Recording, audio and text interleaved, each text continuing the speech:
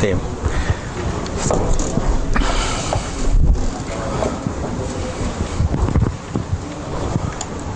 Muy buenas noches, estimados colegas.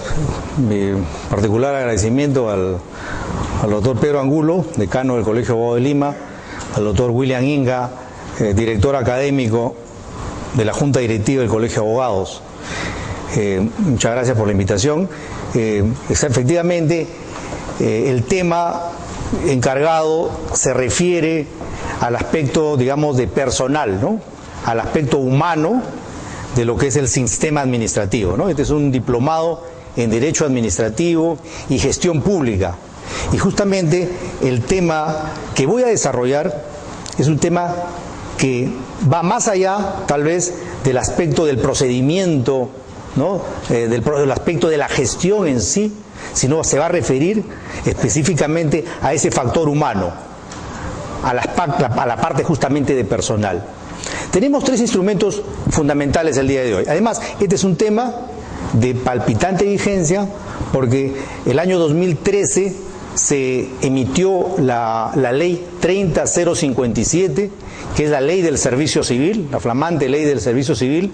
En el año 2014 fue el decreto supremo 040-2014 PCM, y hace solo un par de semanas acaba de emitirse la sentencia del Tribunal Constitucional, la misma que declara la constitucionalidad, así como también la inconstitucionalidad de determinados articulados de la ley del sistema de servicio civil, del sistema servir en sí, ¿no? Entonces este es un tema, digamos, muy vigente. Todavía no hemos escuchado muchos análisis con respecto a la sentencia, pero esta sentencia obviamente va a generar algunos cambios sustanciales en la actual legislación de los trabajadores del Estado. Cuando en algunas ocasiones, por ejemplo, revisamos algunas opiniones, ¿no?, en los artículos periodísticos o de revistas de investigación inclusive, sobre el tema laboral, el tema de personal, siempre observo que es un análisis limitado. Es un análisis limitado porque, por ejemplo, hacer una constatación, por ejemplo, del régimen legal de los actuales trabajadores, obviamente vamos a llegar a conclusiones siempre negativas, que esto está mal, etcétera, etcétera. Es por esa razón que he considerado pertinente, por ser ya casi una de las últimas conferencias, y además a mí también se me ha encargado la última, que se llama Reforma del Estado, ¿no?, poder hacer una evolución de la administración pública, pero una evolución vista no con la mirada del pasado, sino con la mirada del presente, para poder entender, para poder comprender la importancia de esta ley 30057, la ley del sistema del servicio civil. Quiero decirles, realmente, la verdad es que nuestro país recién, hace menos de una década, cuando ya estamos a punto de cumplir el bicentenario de la República, recién tenemos un sistema de personal. O sea, la administración pública, el Estado peruano, recién, hace menos de una década, debate la importancia de un sistema de personal en la administración pública, siendo el Estado peruano. Nosotros vemos a las grandes empresas, nacionales, internacionales. El sistema de personal es el aspecto rector para lograr competitividad, etcétera, etcétera. Sin embargo, en nuestro caso es un tema de reciente análisis, debate y por lo tanto de normatividad. He ahí la importancia trascendental de esta ley. Y es muy importante porque entiendo que buena parte de los asistentes, ¿no?, son personas o litigan en temas contencioso administrativo o trabajan en una de las diferentes modalidades, en una de las diferentes relaciones jurídicas, sea en gobierno nacional, regional o gobierno local. El tema de la administración pública. La ley Servir es una norma de la administración pública que está dirigido a todos los trabajadores, sea cual fuera el nivel, el rango de la prestación de su servicio. Entonces, esta primera etapa, se referida al antecedente, a los antecedentes, tiene que embarcarse, por lo tanto, de un determinados conceptos. conceptos básicos que yo quisiera fundamentalmente consolidar. Por ejemplo, cuando hablamos de administración pública, porque algunos identifican administración pública con el Poder Ejecutivo. La administración pública es en el fondo una técnica de gobierno que recorre absolutamente todos los niveles de la gestión pública. El Perú es un Estado con una forma, un sistema político denominado republicano, bajo un tipo de democracia, dos democracias, democracia representativa y democracia participativa. Para lograr el objetivo de que este Estado, este país llamado Perú, se mantenga como un Estado de Derecho,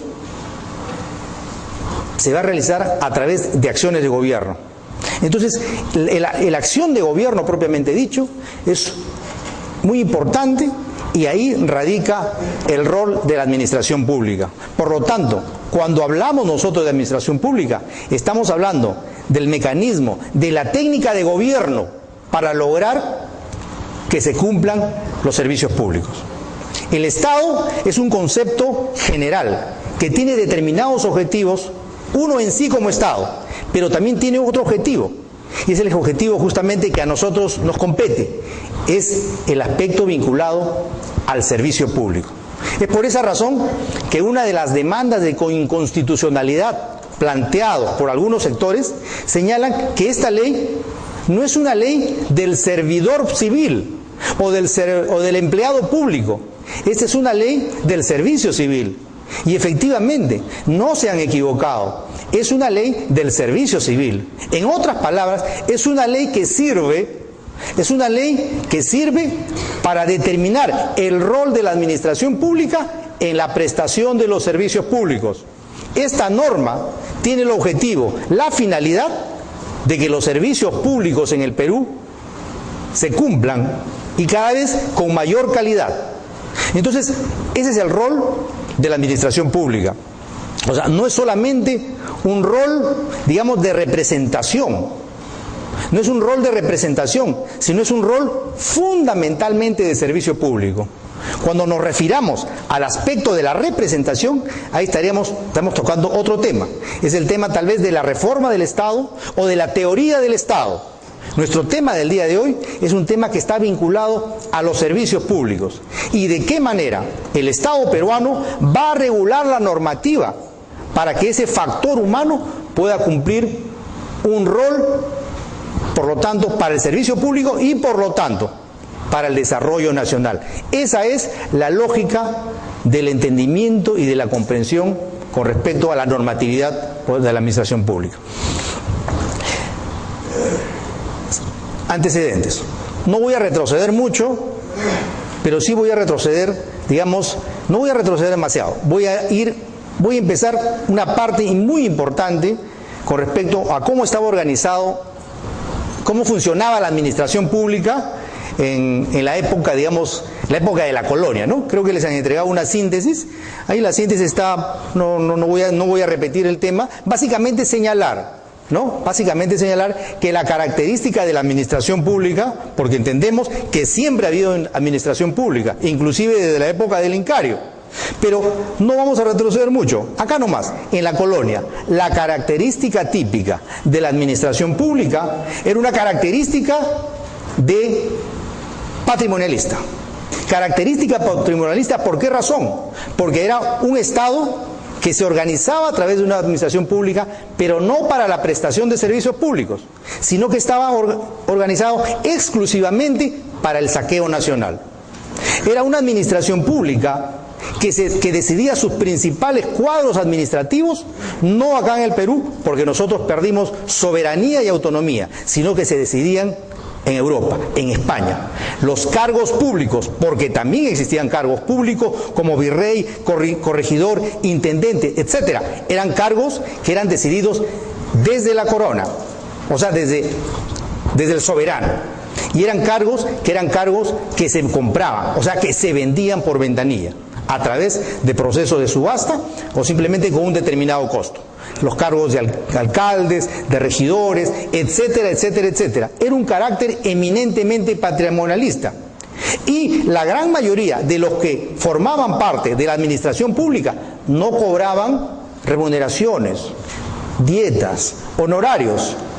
Ellos solo se pagaban a través, vuelvo a repetir, de una organización basada como tal en el saqueo de los productos minerales, ¿cierto? Los corregidores, por ejemplo, que estaban en lo que vendría a ser el día de hoy las provincias, ellos no cobraban un sueldo. Ellos cobraban justamente de todo lo que se producía a través de la actividad de la producción, de la explotación minera, de la reducción de indios, etcétera, etcétera, etcétera. Este hecho que duró cerca de 300 años, ¿cierto? La República, con la justa vamos a llegar, dentro de pocos años vamos a llegar recién a nuestros 200 años. Esta experiencia fue algo que se institucionalizó, porque aproximadamente, el año 1821 se logró la independencia, ¿no? La independencia. O sea, empezó la República Criolla.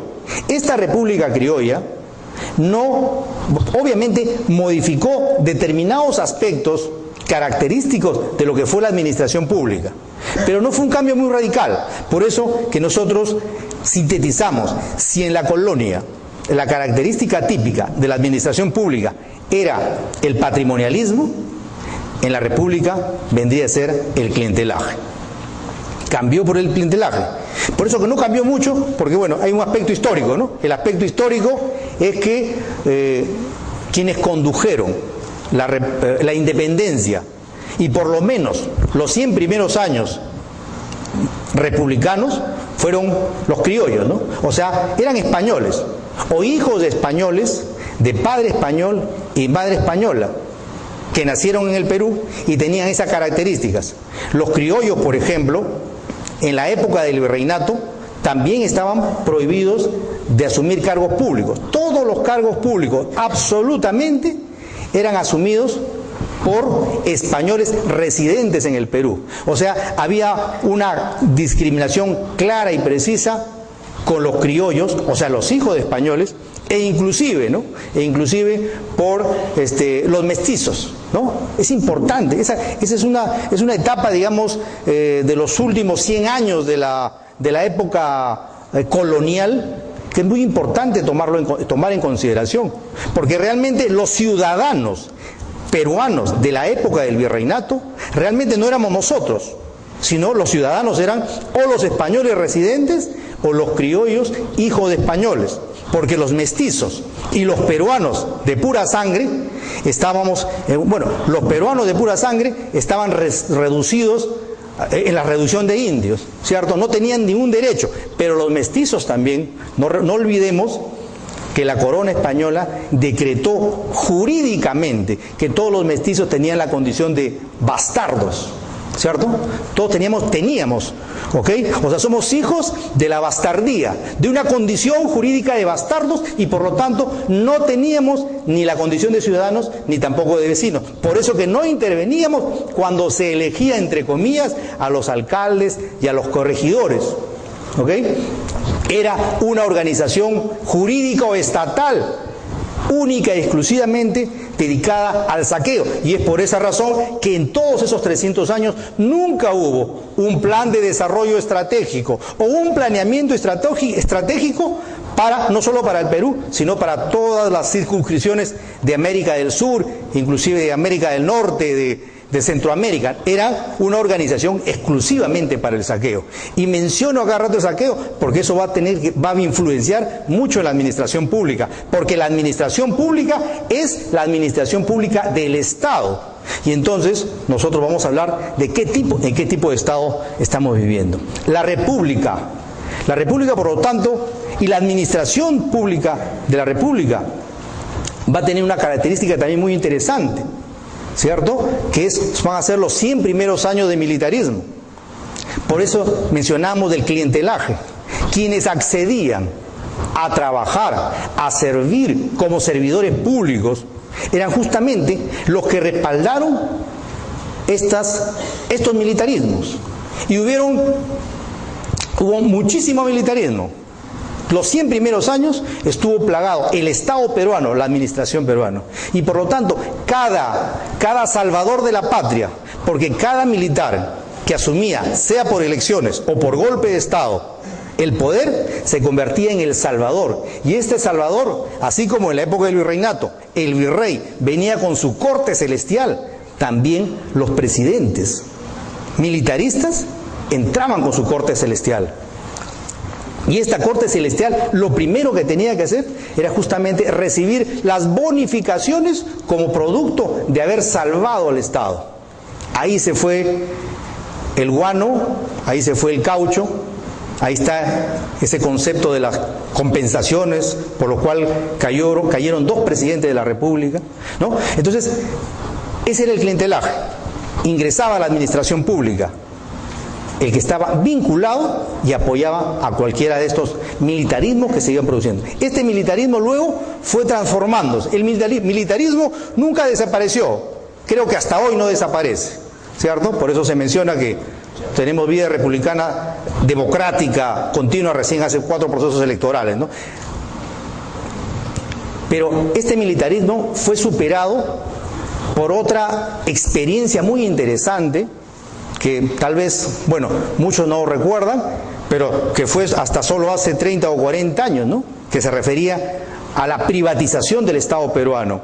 El sistema del gamonalismo privatizó la administración pública.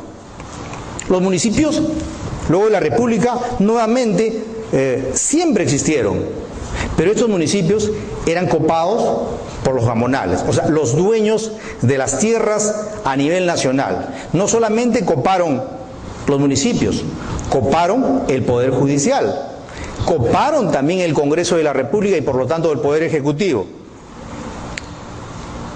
El control del Estado y por lo tanto de la administración pública siguió en manos del clientelaje. Hay experiencias, hay obras muy interesantes que expresan lo que les estoy mencionando. Recién en el año 1921, 100 años después de la independencia criolla, recién 100 años después, el Congreso de la República le da legalidad a la organización originaria de los peruanos, o sea, las comunidades campesinas. El año 1821 fue la independencia de los criollos, o sea, de los hijos de españoles, no de los peruanos. 100 años después, recién, se da legalidad formal, mas no real. Es con el gobierno de Velasco Alvarado, bajo esa consigna de la tierra al que la trabaja, que las comunidades recién originarias del Perú recuperan sus territorios. Y recién es el año 1980, o sea, hace 30 años atrás, que las ciudades del Perú recuperan autonomía. Y posteriormente esa autonomía se va a convertir en la autonomía económica, administrativa, política, etcétera, etcétera. Militarismo, gamonalismo, y luego entramos a la época democrática, ¿no?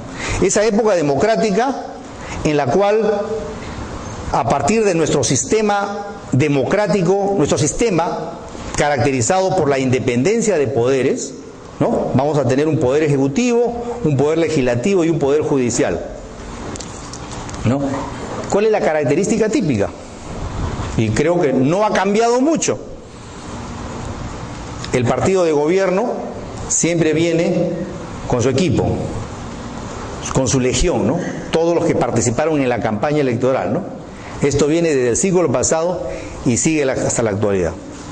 El clientelismo, como sistema de ingreso a la administración pública, continuó bajo diferentes características.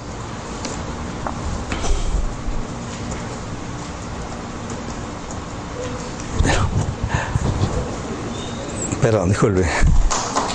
Ya. Nos olvidamos. A ver, ahorita va a venir la...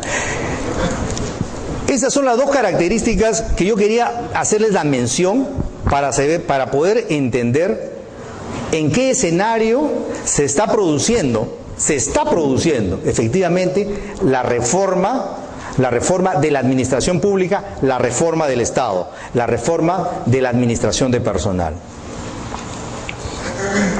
El Estado peruano siempre se ha encontrado en una situación de crisis cíclica. Crisis cíclica significa déficit fiscal, en pocas palabras. O sea, más egresos que ingresos. Déficit fiscal, que eso sí, nosotros lo recordamos, se vivió de una situación alarmante a fines de la década del 80. Hiperinflación, ya no éramos sujetos de crédito. Esa situación cíclica se ha repetido en diferentes épocas de la historia del Perú, pero en el año 90, esta crisis cíclica se convirtió en una crisis estructural. Crisis estructural significa algo así como si lo aplicamos a una empresa privada, quiebra o insolvencia y probablemente rescate financiero. Solo que a los estados no pueden quebrar, no pueden desaparecer, siempre van a existir. Una situación parecida sucedió el año 90. No vamos a ver el tema político en sí, sino el aspecto, digamos, que nos interesa, que es la administración pública. Esta crisis estructural del Estado peruano coincidió con una coyuntura, la coyuntura de la globalización mundial. ¿Y cuáles fueron los hechos que sucedieron a raíz de ello? Uno, primero, surgieron las primeras instituciones de la administración pública que cambiaron el régimen público por un régimen privado. O sea, la perspectiva de la modernización del aparato estatal. Se inició con la SUNAT, la Superintendencia Tributaria y la Aduanera, cambiaron su régimen público por un régimen privado. Seguían siendo servidores públicos del Estado dentro de la administración pública, pero su régimen laboral se convertía en un régimen privado. En ese momento todos se alarmaron, porque sucede que a inicio de la década del 90 desaparece el concepto de la estabilidad laboral. La estabilidad laboral fue un concepto que surgió justamente con Velasco Alvarado el año 70. Y el año 90, 21 años después, a través del decreto legislativo 728, se acabó la estabilidad laboral absoluta y, por lo tanto, ya no hay derecho a la reposición y solamente hay derecho a una indemnización especial. Se produjo una alarma. ¿Por qué razón? Porque esta eliminación de la estabilidad laboral solamente en el sector privado, mas no en la administración pública. En la administración pública, hasta hoy, existe la estabilidad laboral. Y entonces hubo una gran alarma generalizada. A nadie le convenía pasar al régimen de la actividad privada. La realidad fue diferente.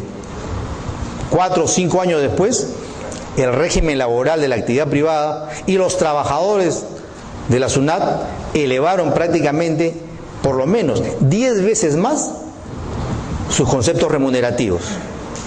Perdieron la estabilidad en el empleo, pero como era una coyuntura de globalización, de alta rotación laboral, ello implicó que la estabilidad ya no era basada, digamos, en la presión gremial, sino la estabilidad iba a estar más vinculada a la capacidad, a la idoneidad del trabajador.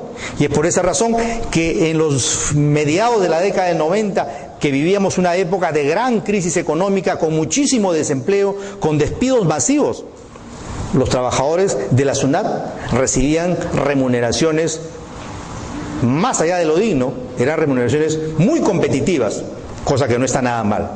En simultáneo, ¿qué sucedió también? Un proceso de despido masivo a través de evaluaciones. El Estado peruano había colapsado, muchos deben acordarse, en la década del 80, vía pactos colectivos. Muchos trabajadores que venían de EMSI, etcétera, de las empresas públicas del Estado, que estaban bajo el régimen privado, pactos colectivos superaban inclusive las remuneraciones de los diputados y los senadores de la época. Todas esas empresas quebraron, ¿cierto?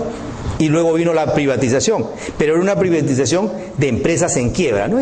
Ese concepto de que las empresas del Estado son siempre mal administradas, ¿no? Al margen de ese tema, ese concepto que no está en debate, estamos hablando nosotros del aspecto eminentemente laboral. Y por eso se producen las evaluaciones, ¿no? la evaluación, que es una institución de la administración pública, y a raíz de eso se produce un gran despido masivo.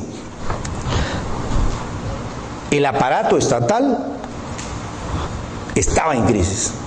Simultáneamente, en el año 1992, se desactiva una institución que había tenido aproximadamente cerca de 20 años de vigencia, el Instituto Nacional de la Administración Pública, INAP.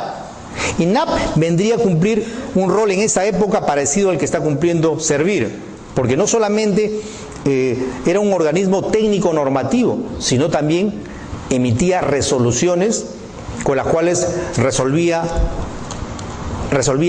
causas en segunda instancia administrativo laboral, ¿no? Entonces,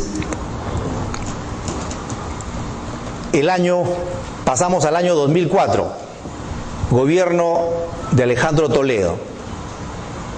Se inicia la reforma del servicio civil. Este es el año realmente en que se inicia este debate. ¿Por qué razón? ¿Qué estaba sucediendo en el año 2004?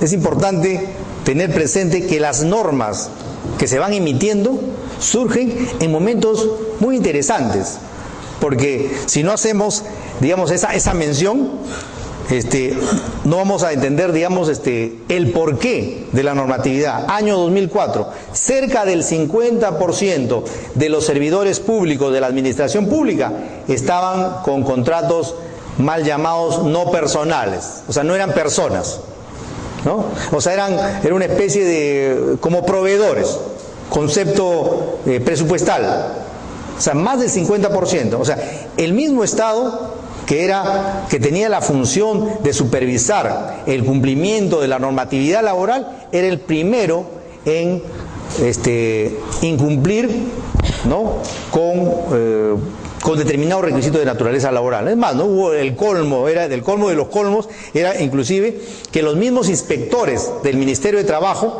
que se iban a hacer constataciones en los ministerios, en los municipios, ellos mismos estaban con contratos no personales, ¿no? ¿Cierto? Entonces, era número uno. Pero en segundo lugar, ya teníamos 25 años de paralización formal de la carrera administrativa. La administración pública en el Perú está basada en la carrera administrativa. Decreto Legislativo 216, Ley de la Carrera Administrativa. El empleado público, el servidor público, ingresa a laborar al Estado en un proceso de carrera ascendente. O sea, es una carrera para ascender. Y es por esa razón que ese decreto legislativo, vigente hasta el día de hoy, por cierto, ¿no?, era permanentemente suspendido a través de la ley de presupuesto. Desde el año 1991 hasta la actualidad, las leyes del presupuesto en un determinado artículo dicen: se suspende todo tipo de nombramiento, todo tipo de ascenso. 2 generaciones de servidores públicos, paralizada la carrera administrativa. Si se paraliza la carrera administrativa, por lo tanto, no hay un incentivo para la capacitación. Si sé que no me van a ascender, no me capacito, solo quiero mantener mi vínculo jurídico con la entidad. Si no me capacito, ¿cuál es la consecuencia? No mejora el servicio. Si no mejora el servicio civil, el Estado no se fortalece. Por el contrario, se produce una contradicción entre el objetivo de la administración pública, que justamente es prestación del servicio público, con el mismo servicio público, que va a ser un servicio público deficiente. ¿Por qué razón? Porque no hay capacitación y porque no hay ascenso. ¿Y por qué razón? Por la que la carrera administrativa está paralizada. Año 2004. Esa era la coyuntura de fondo y no había solución. Una solución estructural a este problema. Muchos trabajadores públicos, cuando ingresaron en el año 1990, tal vez ni siquiera tenían su título profesional, eran bachilleres. Luego de 25 años ya eran profesionales, magísteres, doctores, posgraduados, pero su régimen laboral seguía siendo exactamente el mismo, y por lo tanto, como no hubo ascenso, porque obviamente el ascenso trae consigo una mejora de la calidad remunerativa, ¿no? Entonces, el servidor público era incentivado solamente con algunas bonificaciones transitorias, pero no pensionables. Esa situación, año 2004, se emite la ley marco del empleo público.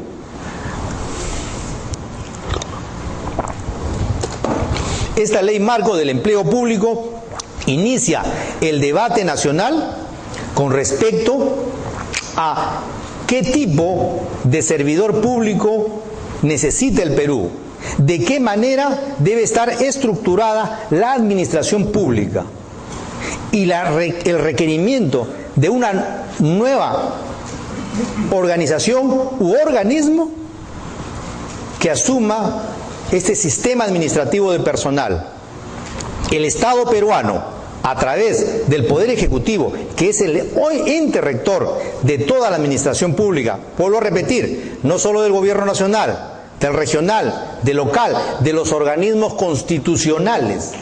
El Poder Ejecutivo, ente rector de los sistemas administrativos, hasta el año 2004, se abstenía de cumplir ese rol. Ese era su rol, y no cumplía ese rol, vinculado a la administración pública.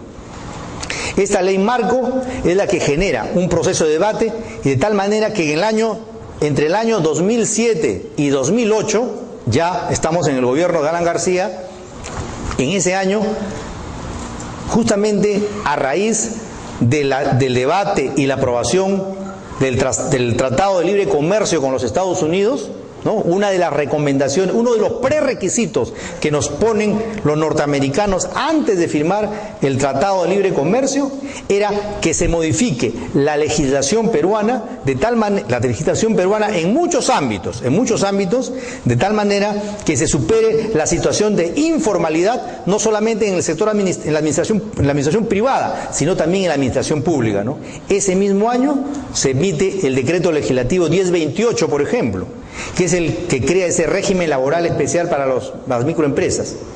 Y ese es el año 2007-2008 en la cual se promulga los decretos legislativos, el decreto legislativo 1023, que es justamente el decreto que crea el sistema de la administración de personal y determina que va a existir un ente rector, el ente rector que va a administrar al sector público, va a administrar al personal a nivel de todas las instancias del Estado, y es justamente la Autoridad Nacional del Servicio Civil, más conocido el día de hoy como Servir. Servir, por lo tanto, a partir de ese año, se convierte en el organismo técnico y normativo que va a proponer metodologías, pero también va a cumplir un rol de supervisor. Todavía muchos no lo sienten, porque justamente esta ley Servir, que fue del año 2007, ¿no? Esta instancia propiamente dicho, recién asume, digamos, protagonismo a inicios del presente gobierno, ¿no? Entonces, pero se crea la autoridad, pero no solamente la autoridad, es una autoridad autónoma, por cierto, adscrita al Ministerio, a la Presidencia del Consejo de Ministros, sino también se va a crear un tribunal del servicio civil. O sea, un organismo que va a resolver las controversias jurídicas, administrativas, laborales siempre, como una segunda instancia administrativa y final, porque las controversias que se producían en el seno del trabajo, en las diversas entidades, se estaban resolviendo, entre comillas, en los centros de trabajo, ¿no? Por ejemplo, en el caso de las municipalidades, acá veo muchos que los he visto en varios municipios.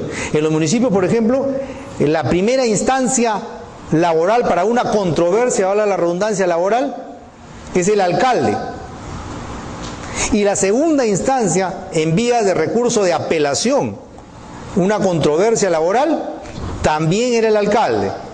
El Consejo Municipal, por ejemplo, no tenía ni tiene jurisdicción para resolver conflictos de naturaleza laboral, una cosa muy peculiar, ¿no? Servir y el Tribunal de Servicio Civil son, por lo tanto, los entes rectores. Uno, es la política de administración de los recursos humanos, y el segundo, para la resolución de las controversias, de los conflictos jurídicos laborales. Decreto Legislativo 1026, 24, 25, 26 y el Decreto Legislativo 1057. El Decreto Legislativo 1057, que es la norma que crea el CAS, el Contrato de Administración de Servicios, que no es ni laboral ni tampoco es civil, es especial. Como su nombre lo dice, el contrato de administración de servicios.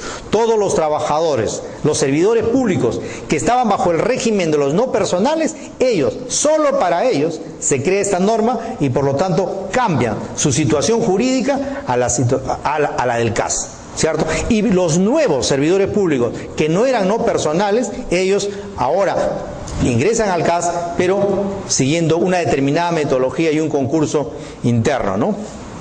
Un concurso público, perdón, ¿no? Para poder acceder a esa plaza. O sea, la 1057 surge en esas circunstancias. Por esa razón dije, muchos colegas, ¿no? Años después dicen, pero el CAS, ¿por qué razón otro régimen jurídico, no? O sea, por eso es importante conocer la situación en la cual vivía el Perú, ¿no? ¿Por qué razón en ese año 2007 no pasaron todos ellos ya al decreto legislativo 276? Por una importante razón, porque en la administración pública tiene que compatibilizarse tanto el principio, los principios democráticos de igualdad, etcétera, etcétera, del servidor público, tiene que compatibilizarse con el principio presupuestal. Que no, por ejemplo, eso no se aplica en el sector privado, ¿no? En el sector privado, el trabajador tenemos los principios de primacía de la realidad, del indubio pro operario, ¿cierto? Pero esa es la administración privada. En el sector público, ¿quién es el dueño? ¿Quién es el empleador finalmente, no? El empleador no es Ollanta, no es el Congreso, no son los alcaldes. En última instancia, los empleadores somos todos nosotros. Porque el empleador es el que paga y solamente el alcalde y el presidente son administradores temporales de turno que administran nuestros recursos para cumplir con pagar una determinada remuneración y honorario, ¿cierto? Por eso que por eso que los principios, por eso que no se le llama trabajador del Estado, ¿no? Sino es servidor público, empleado público y ahora servidor civil. Servimos a la nación. Y es por esa razón que, por ejemplo, en el sector privado no se podía antes, por decirte, obligar a un trabajador a que vaya a trabajar un domingo, ¿no? O una madrugada. Pero en el sector público, todos los que están en el sector público lo saben. Si nuestro jefe nos convoca para el domingo, para la noche y para un sitio muy lejano, tenemos que ir, obviamente bajo una determinada condición, ¿no? ¿Cuál es esa condición? Las necesidades de servicio, ¿no? ¿Por qué razón? Porque se sobreentiende que se creó la administración pública para prestar servicio público y el servicio público tiene que ser de calidad. Y si hay un requerimiento urgente, por ejemplo, una alcaldesa citó a todos los funcionarios, recuerdo, domingo 10 de la noche, no nos dijo para qué, pero se sobreentendía que era por necesidad de servicio, y ahí estuvimos los 40 funcionarios 10 de la noche y nos quedamos hasta las 8 de la mañana del día siguiente porque se iba a recuperar un mercado. O sea, la necesidad de servicio era la recuperación de la vía pública, ¿no? Sector público. Esa es una de las características, ¿cierto? Bueno, entonces estamos en que se emitió el decreto legislativo 1057. De esa manera se superaba temporalmente al inicio los trabajadores CAS,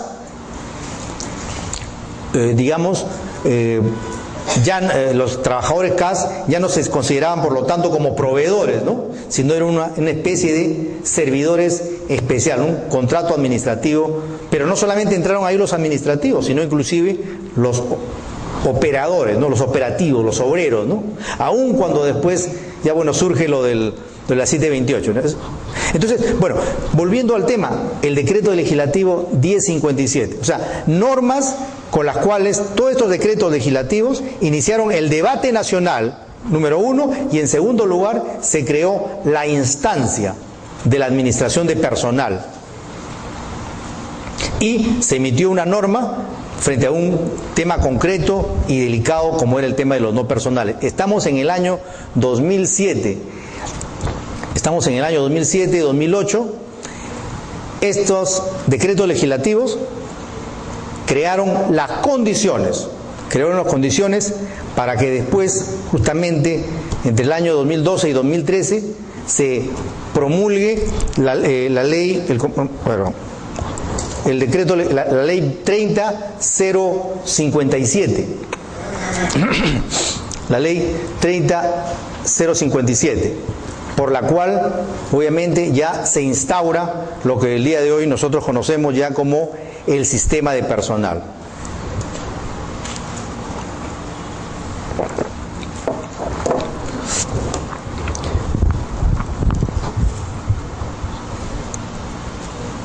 Desde inicios de la actual gestión del gobierno, se plantearon determinados temas para el debate nacional. ¿Cuáles eran los problemas de fondo? Al inicio de esta exposición, yo les mencioné cuáles considerábamos que eran los problemas, o las características típicas, ¿no? Primer lugar, patrimonialismo. Segundo lugar, el clientelaje, el sistema clientelista. El aparato estatal, vamos a generalizar, porque obviamente hay excepciones muy interesantes en la administración pública, pero generalizando, llegábamos a una situación en la cual existían diversos regímenes especiales, regímenes de privilegio. O sea, el sistema clientelista no solamente es un sistema para el ingreso a la administración pública, sino también se aplica para, en la época de la permanencia, crear determinados regímenes especiales que inclusive la comunidad nacional no la conoce, ¿no? ¿Cierto? Entonces llegamos a una situación de tal naturaleza que muchos de los principios laborales, por un lado, y en segundo lugar, algunos principios constitucionales vinculados a la administración pública, o sea, a la función pública, prácticamente se habían desnaturalizado, ¿no? Se desnaturalizó la 2530.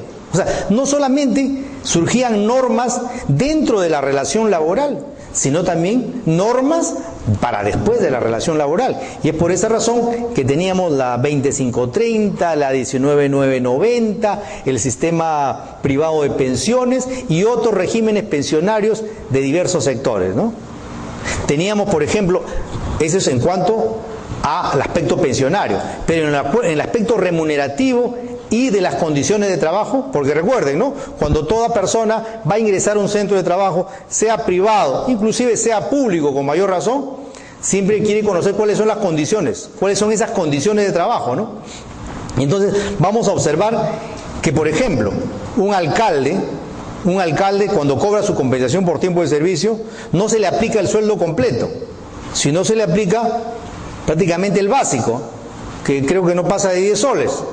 Cuando cobra sus beneficios al final de sus 4 años, más saca como compensación vacacional. O sea, imagínense, ¿no?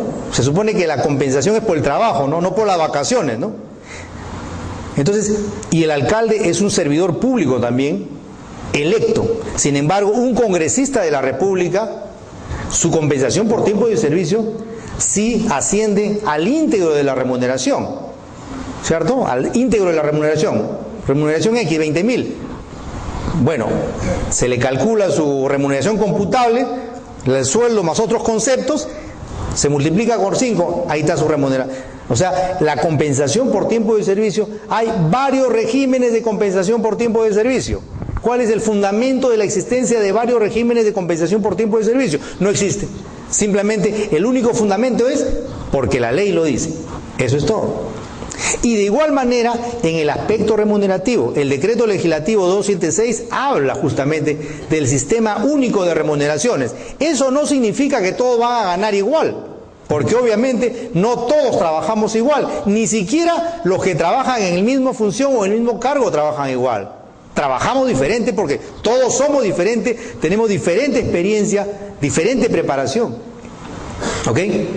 Pero eso no es argumento para que existan, por ejemplo, trabajadores públicos, porque ojo, todo aquel que presta servicios para el Estado, o sea, todo aquel que cumple una función pública, ¿ok? Todo aquel que cumple una función pública es un servidor público, no importando cuál es su régimen laboral, sea 276, 728, 1057, etcétera, etcétera, etcétera. Entonces vamos a encontrar, por ejemplo, a personal público que, por ejemplo, tiene derecho, aparte de la remuneración, tiene derecho, por ejemplo, a tener, un mayordomo, ¿cierto? Ustedes saben que en la administración pública, aparte de la remuneración, también tenemos conceptos remunerativos producto de los pactos colectivos, ¿no? ¿Ok? Bien, pero aparte de eso, hay remuneraciones que tienen derecho, por ejemplo, a mayordomo, a gasolina, etcétera. Una diversidad. Por ejemplo, el presidente de la República tiene derecho, después de que termina su mandato, a tener 3 asesores. 3 asesores, sueldos, etcétera, etcétera. O sea, no existe, por lo tanto, sistema único de remuneraciones. El aparato estatal es uno de los aparatos en los cuales, en el aspecto laboral, ya no solamente en el ingreso a la administración pública, porque la ley dice, la ley señala, y obviamente tiene sentido, y eso también lo consagra la Constitución, para ingresar a la administración pública, el ingreso es por mérito, o sea, por concurso público. Pero más de la mitad de la administración pública en el Perú no ha ingresado por concurso público de mérito. Me estoy refiriendo a los que ingresan a la carrera administrativa, o sea, a la labor de empleado, ¿cierto? A la labor de empleado, a la labor profesional. No me refiero ni a los cargos, digamos, de elección, que ellos no ingresan a la carrera administrativa, ni tampoco a los que están vinculados a la labor operaria, ¿no? Pero no todos los que están en la labor de empleados de la administración pública han ingresado. Entonces, hay problemas en cuanto a lo que es el ingreso a la administración pública. Hay problemas en cuanto a determinadas condiciones de trabajo en la permanencia y también en el cese. ¿Ok? Entonces, esos son los puntos centrales y principales por los cuales se requiere una legislación del servicio civil que uniformice esa situación, pero también que exista un sistema de gestión de recursos humanos.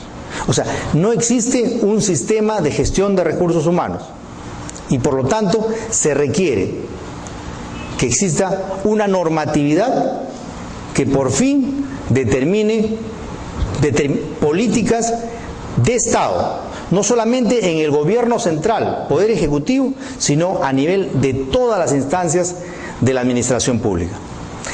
Es en esas circunstancias que surge el año 2013 la ley 30.057, que por cierto, ¿no?, un día antes, 2 días antes, esto se produjo en medio de grandes protestas fundamentalmente de la administración pública, de los servidores públicos, que estaban en contra, ¿no?, porque ya existían los lineamientos de cómo sería esta ley, ¿no? O sea, la ley lo que busca y lo que tenía que buscar es que prime el sistema de la meritocracia. O sea, el problema de fondo de la administración pública en el Perú es justamente esa contradicción entre meritocracia versus clientelaje.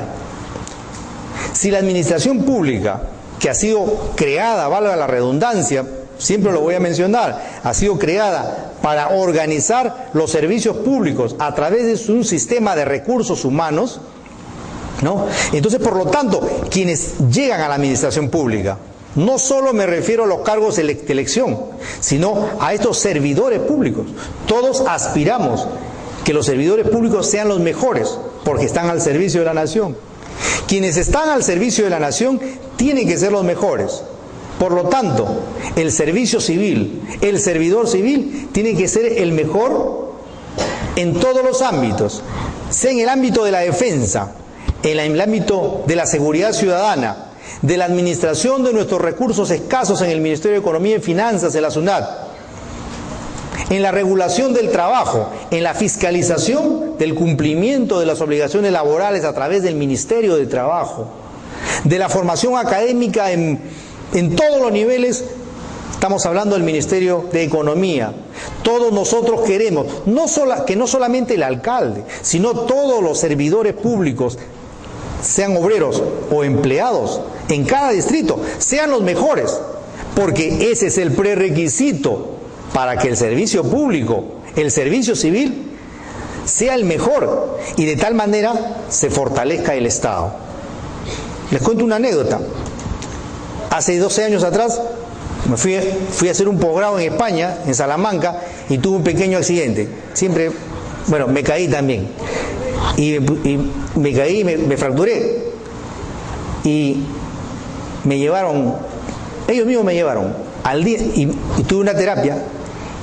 Un día antes me llamaban por teléfono para avisarme, no se olvide de la terapia. Estamos hablando de un hospital público, ¿cierto? O sea, era una atención. Eso mismo me pasó el año 98, recuerdo, acá en Sugarte, y tuve que hacer mi cola con el otro brazo fracturado en el hospital Loaiza. Ya ni les cuento de las terapias, ¿no? Pero, ¿qué tiene que ver eso? El Estado democrático se fortalece a través de sus servicios públicos. El Estado democrático, el Estado de Derecho, se fortalece no con grandes discursos de juridicidad, no con, con solo alternancia, sino se fortalece con los servicios públicos. Existen sistemas dictatoriales, existen tiranías con excelentes servicios públicos. Tiranos en el Estado de Derecho, pero con excelentes servicios públicos, en la salud, en la educación gratuita, todas las etapas. Existen estados democráticos donde hay elecciones a presidente, congresistas durante muchos años, 10, 20 años, pero los servicios públicos son pésimos, ¿cierto? Los servicios públicos son pésimos, ineficaces, ¿cierto? Mediocres y muchísima corrupción. Ojo, no hemos hablado todavía de la corrupción, no lo voy a hablar tampoco, porque eso ya se conoce, ¿cierto? Se sabe, ¿no? Entonces, la administración pública, un sistema democrático, pero una administración pública que realmente es un botín, ¿cierto? Inversión millonaria para ganar una elección municipal o una elección nacional, para luego recuperarlo a través de las licitaciones. Y obviamente, todos los que han participado en la campaña, de una u otra manera, ya tienen su lugar seguro, ¿no? ¿Cierto? Su lugar seguro, y obviamente primero como funcionarios y luego en otros cargos menores. De esa manera se organiza la administración pública en el Perú. O sea, no necesariamente están los mejores, porque los mejores son los que están al servicio de la nación, ¿cierto? El privilegio, o sea, vamos a tener el privilegio de servir a la nación y además nos van a pagar una remuneración o una dieta, ¿cierto? O sea, el concepto del servidor público en nuestro Perú, desde hace muchas décadas, no es el concepto del servicio, ¿no? Sino justamente de la recuperación de la inversión, o sea, un botín. Y es por esa razón que, por ejemplo, ese alcalde o ese presidente no necesita un sistema de personal, definitivamente no necesita un sistema de personal. Lo que sí necesita son personas legales. Y por esa razón siempre va a decir: el que no es leal conmigo que se vaya, el que es leal conmigo que se quede. Ya ustedes saben lealtad en qué sentido, ¿cierto? No es una lealtad al plan de gobierno, no es una lealtad al PIA o al plan de desarrollo estratégico, es una lealtad. Y por esa razón, en su política laboral, él va a decir lo siguiente, ¿no? Las áreas de administración, personal, contabilidad, tesorería, Ahí tienen que estar todos los legales. Ahí esas áreas solamente los legales.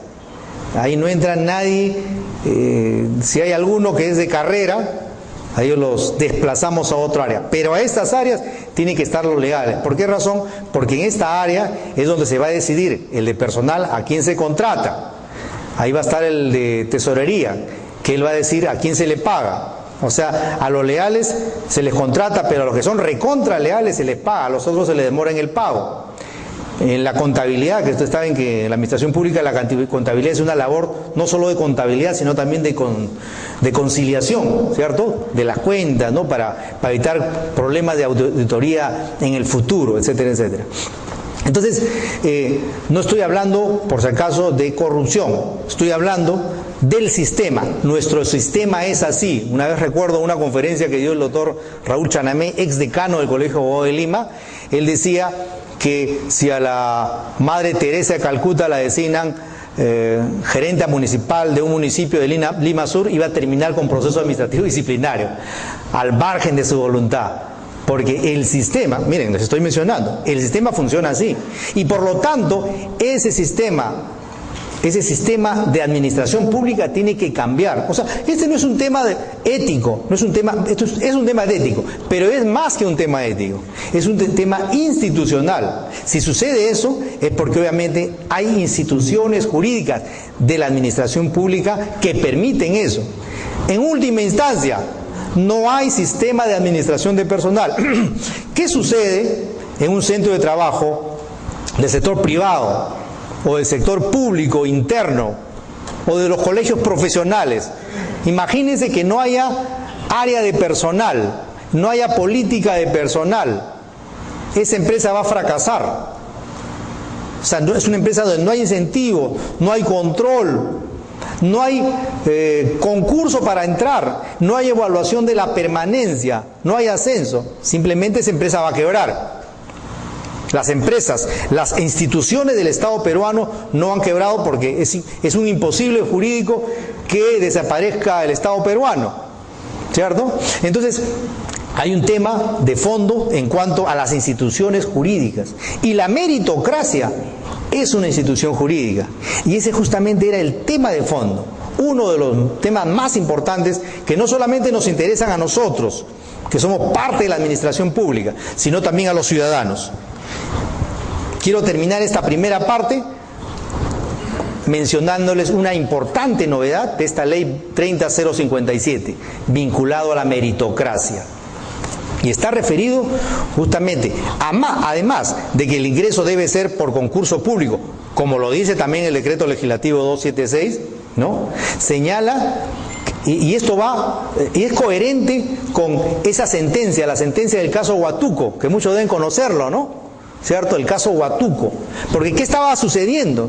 Estaba sucediendo que la ley dice que se ingresa por concurso público, pero muchas personas, a través de un proceso justo, obviamente, recibían sentencias por las cuales, sin haber pasado por concurso público, por sentencia judicial, con el respaldo del Tribunal Constitucional, obviamente, ordenaban su reposición, ¿cierto? Y entonces eso de una u otra manera también desnaturalizaba el concurso público. Pero hay un aspecto más importante de todos, es la creación de un concepto denominado el directivo público. O sea, ahora el concepto de autoridad, hay dos tipos de autoridad. Una autoridad que es la autoridad electa y la autoridad designada por ley. Autoridad electa, por ejemplo, un alcalde. Una autoridad designada por ley del defensor del pueblo. ¿Ok?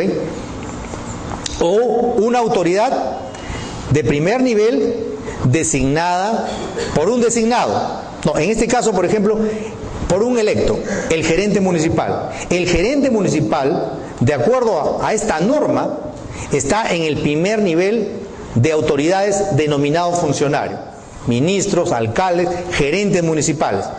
Pero esta ley crea otro nivel, un segundo nivel de funcionarios públicos. No me estoy refiriendo al rango, ojo, no me refiero al rango, porque una municipalidad puede dar hasta 4 rangos. ¿cierto? Subgerente, gerente, gerente municipal, alcalde, ¿no? 4 niveles. Nos estamos refiriendo que la ley crea 2 tipos de autoridades, el funcionario y el directivo público. Este directivo público, con la nueva ley, puede ingresar a través de concurso público. Va a ingresar por concurso público. Con la actual legislación clientelista, el 100% de los funcionarios que entran a cualquier institución de la administración pública son designados por la autoridad electa. Con esta norma, solamente el alcalde, por ejemplo, podrá designar al 20% de sus funcionarios. El 80% de los directivos públicos van a ingresar por concurso público de méritos. Esa es una de las observaciones que a algunas personas obviamente no les va a convenir, porque justamente muchos alcaldes, le digo porque mi actividad, está más vinculada en la administración pública en el sector de las municipalidades. Los alcaldes saben muy bien que al ganar la elección, ellos de una u otra manera van a pagar favores, ¿no? O hay un promedio en Lima metropolitana, hay un promedio, de acuerdo a las estructuras orgánicas, promedio, de que cada municipalidad tiene un promedio entre 30 hasta 50 funcionarios, sin contar la Municipalidad de Lima, que equivale a 4 ministerios. Estamos hablando de un promedio de 40 a 50 funcionarios por municipalidad distrital en Lima metropolitana. Un municipio de 50, 10 lo va a poner el alcalde, bajo el concepto de servidores de confianza, que lo vamos a analizar en la segunda parte, y el 80% va a ingresar por concurso público de méritos, con una metodología que va a estar supervisada por Servir. ¿Ok? Ese es un cambio efectivamente radical. ¿Se dan cuenta? Tiene que ver con las instituciones jurídicas. O sea, el tema no es un tema moral, ético, de corrupción. Este es un tema eminentemente técnico-normativo. Buscar los mecanismos para que prime la meritocracia. Entonces, ¿qué sucede en una municipalidad? El alcalde le dice al gerente de fiscalización: a este no lo toques, pero a él sí, a él no, a él sí. La decisión es política. Y entonces este gerente, que cumple una función técnico-normativa de funcionario, no va a ejercer de acuerdo a la ley, no va a ejercer de acuerdo a lo que es justo, sino de acuerdo a la decisión política. Entonces, estos cargos, al ser cargos de concurso público, con supervisión de Servir, va a cambiar obviamente la situación. Y entonces, este alcalde o estos alcaldes van a tener menos, atribuciones para controlar todo, o sea, para manejar un municipio, por ejemplo, con un concepto clientelista, hasta patrimonialista, ¿cierto? Patrimonialismo tiene que ver con el saqueo, ¿no? ¿Cierto? Hay muchos que están en la administración pública, autoridades que realmente llegan a la administración pública, así como los españoles, ¿no? Para el saqueo, ¿no? Por eso que de repente nuestro sistema de administración pública no solo es clientelista, sino también es patrimonialista, ¿no? Entonces, esta ley 30.057, a la cual, por cierto, en su momento la critiqué, la observé profundamente, ¿no? Producto de lo cual, por cierto, se presentaron sendas demandas de inconstitucionalidad, todas ellas después de prácticamente 2 años han sido resueltos por el Tribunal Constitucional, ¿no? Voy a hacer un comentario en la segunda parte de esta sentencia del Tribunal Constitucional, porque de una u otra manera ha cumplido un rol casi legislativo.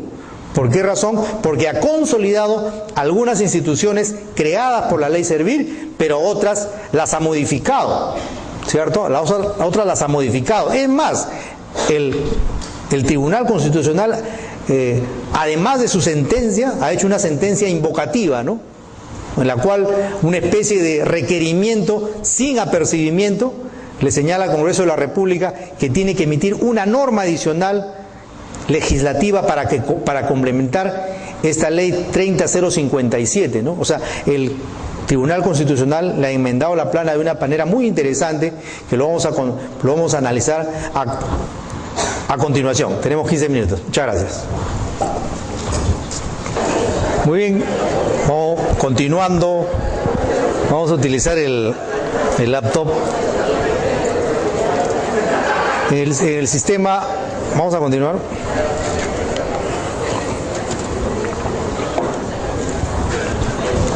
Pásame la palabra. ¿Ahorita? Sí. ¿Por qué no te quedas acá? Ya. Bueno, en esta segunda parte vamos a entrar de lleno. Hemos sistematizado los diferentes puntos vinculados al servicio civil, ¿no? Está organizado en el punto 2 con Romano y en el punto 3. En el punto 2 se va a referir justamente a cómo va a funcionar el sistema, ¿no? Cómo ya está funcionando, digamos, ¿no? Y cómo se va a consolidar a partir de la expedición de la sentencia del Tribunal Constitucional. Yo no lo he separado, sino ya he hecho una sistematización en la cual incluye tanto la ley como su reglamento, como la sentencia del Tribunal Constitucional. O sea, no lo estoy haciendo aparte, ¿no? Digamos, esto es lo que cambia, ¿no? En el comentario lo voy a hacer, pero ya está, digamos, esta es una creación heroica, por cierto, ¿no? Entonces, el tema de la meritocracia. Muchos dirán, siempre ha existido formalmente, pero no realmente. El problema es de que ese decreto legislativo 276, que data de la década del 80, vigente hasta la fecha, resulta que no resultó ser la única forma de ingresar al aparato del Estado. Comenzaron a surgir otros mecanismos que terminaron desnaturalizando el decreto legislativo 276 y por lo tanto la meritocracia. Y es por esa razón que, por cierto, hay gente muy capaz que no ha ingresado por concurso público de méritos. ¿Por qué? Porque no ha habido concurso público de méritos.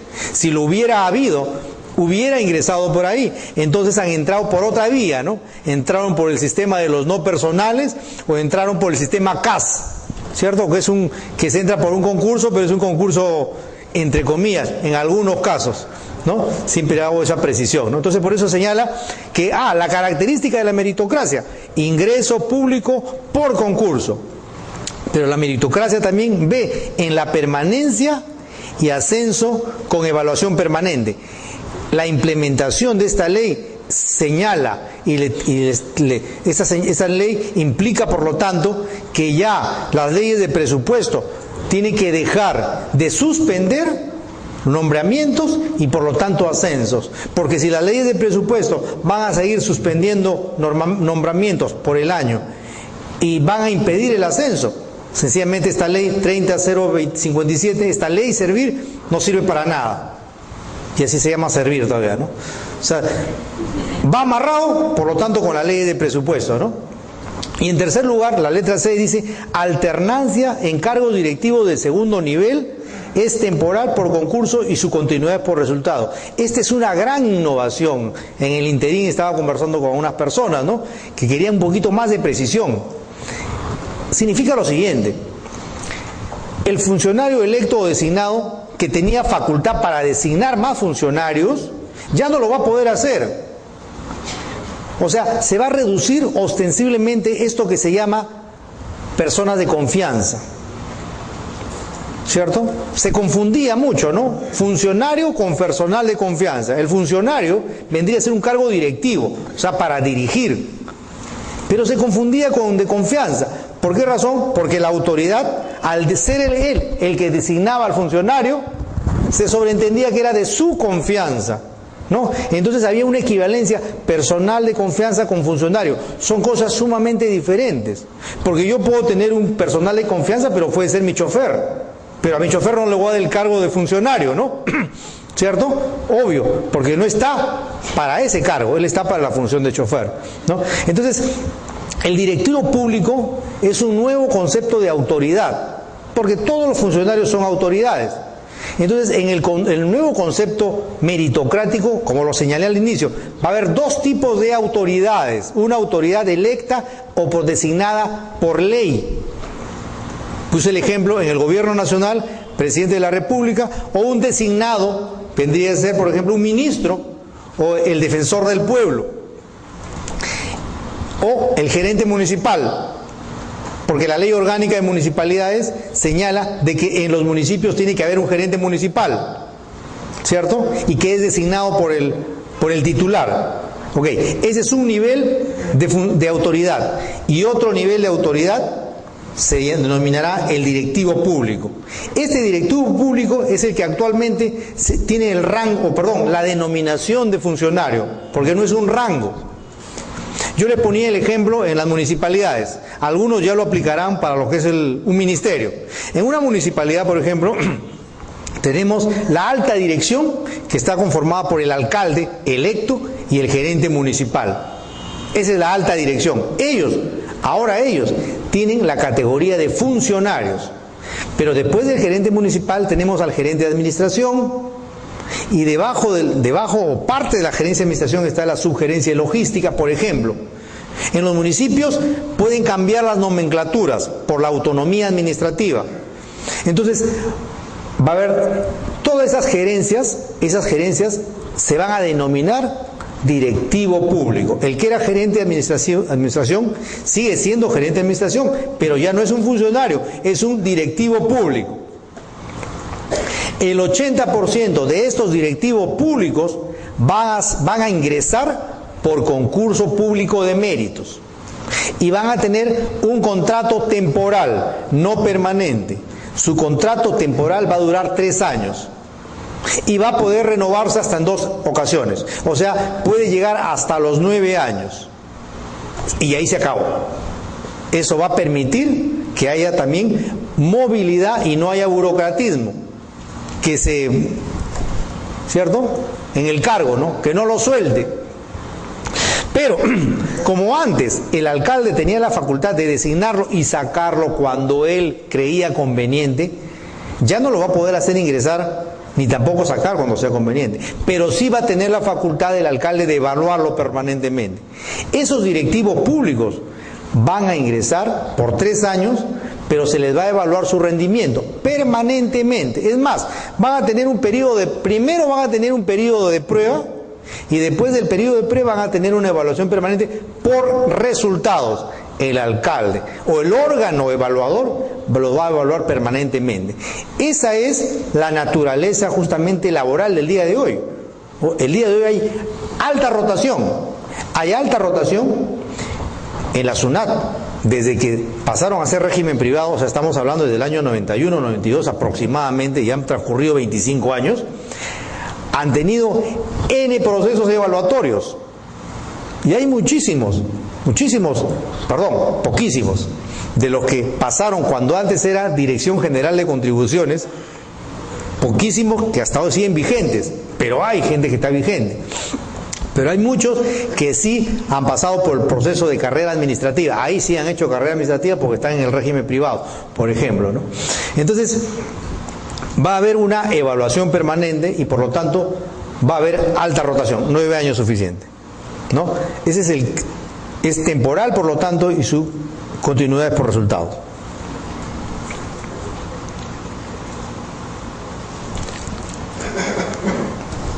En segundo lugar,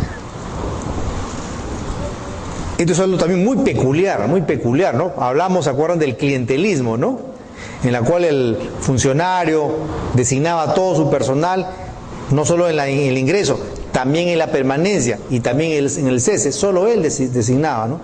La norma, obviamente, podríamos decir, realista, entre comillas, ¿no? Porque legaliza la condición de este clientelismo bajo el concepto de servidores de confianza. O sea, está legislando sobre lo que se denominaría de confianza. ¿Por qué es de confianza?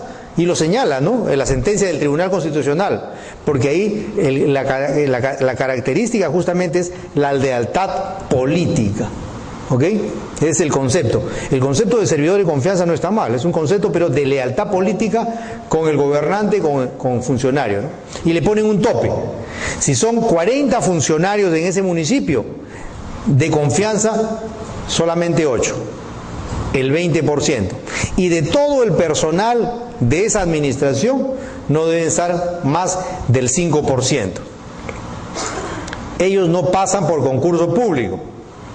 Pero este servidor de confianza puede estar en cualquier rango. O sea, puede ser un directivo público, puede ser un servidor de carrera, como puede ser un servidor temporal. Porque también van a existir servidores públicos temporales para la labor complementaria, ¿no?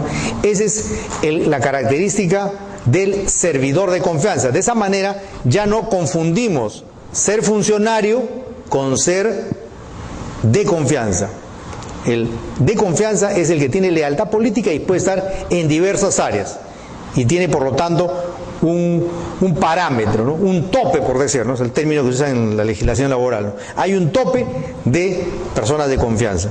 Bien, le digo por experiencia, en los diversos municipios de Lima, cuando gana un alcalde, ¿no? Ahora que hay en estos últimos 20 o 30 años una crisis en el sistema político partidario, ¿no? Los alcaldes que llegan a las alcaldías, de su equipo de campaña, no tienen más de 5 o 6 cuadros profesionales de nivel, y eso ya es bastante, ¿eh?, para su equipo de funcionarios. Generalmente, casi el 80%, qué coincidencia, de los que invita a su gestión para que ocupen cargos de funcionarios, son invitados, vienen de diferentes lugares, hasta de diferentes partidos, o gente que ni siquiera tiene partido, pero que tiene cierta formación, ¿no?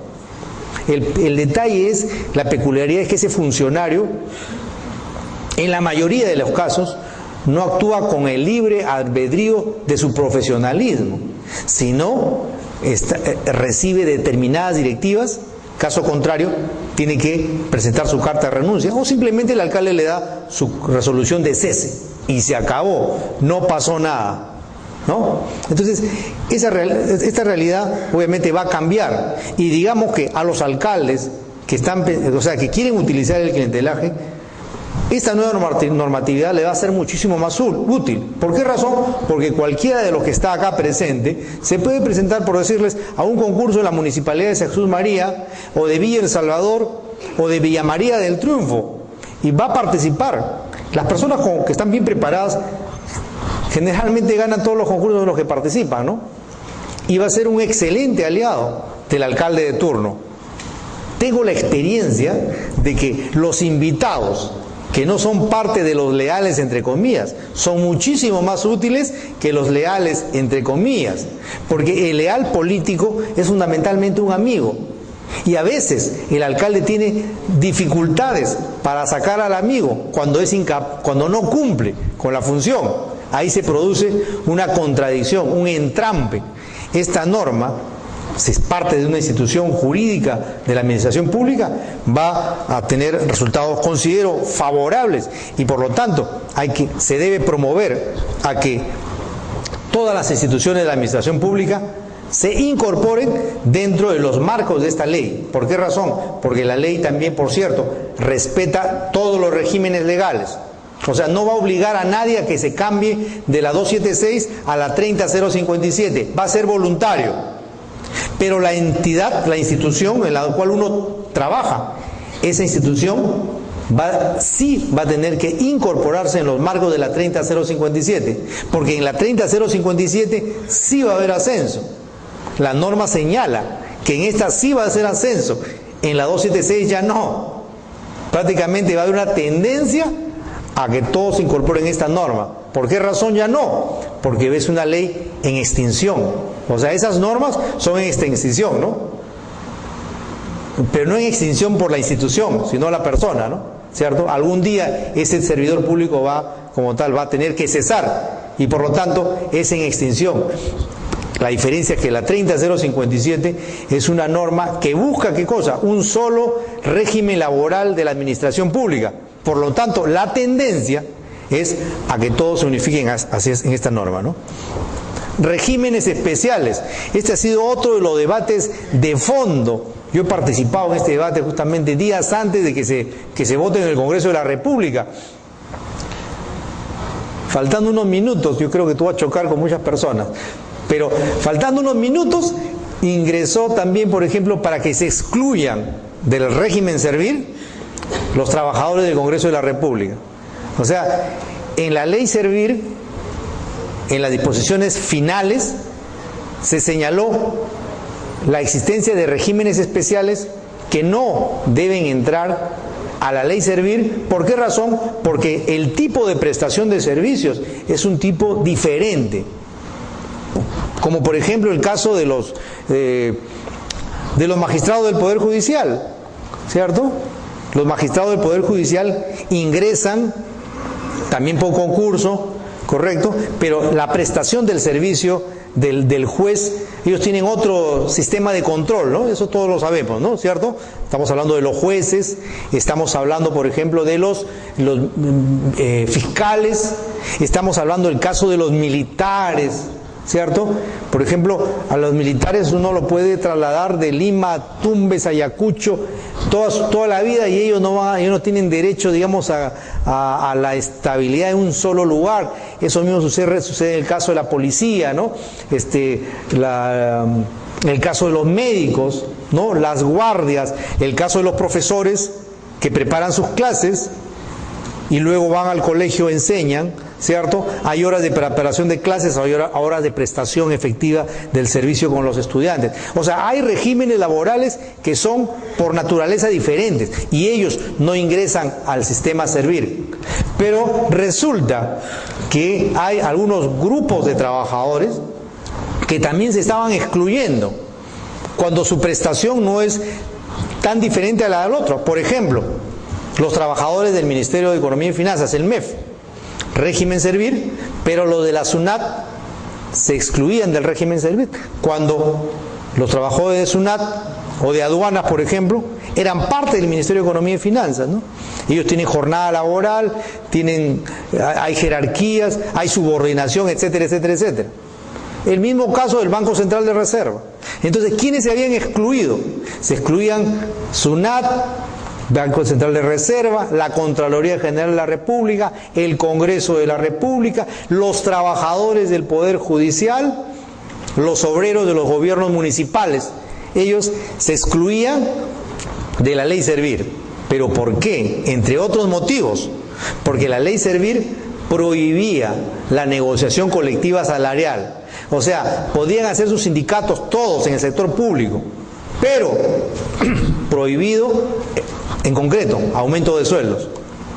O sea, no entraba en la negociación colectiva la valorización de los puestos de trabajo. Prácticamente la eliminación del derecho laboral en todos los que trabajen en la administración pública, y eso obviamente eso era inconstitucional, ¿no? Y entonces, ¿qué sucede? Al haber grupos de trabajadores que salen de la ley Servir y siguen bajo el régimen de la actividad privada, en la actividad privada sí hay negociación sobre colectiva salarial y sí se pueden modificar las remuneraciones. Entonces, el Tribunal Constitucional ha decretado que todas estas instituciones, por decirle, el presidente y el director del Banco Central de Reserva tiene una remuneración superior inclusive al presidente de la República, como todos sabemos, ¿no?